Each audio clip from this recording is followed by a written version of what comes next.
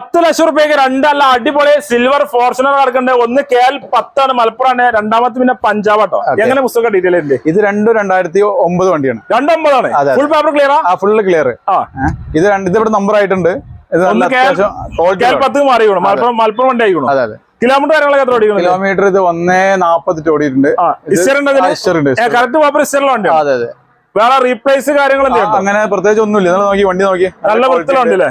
Step കാര്യങ്ങളൊക്കെ extra ചെയ്താണ്, വേറെ പണികളൊന്നും ഇല്ല. അത്യാവശ്യം നല്ല വൃത്തിയുള്ള ക്വാളിറ്റി വണ്ടി. അതെ.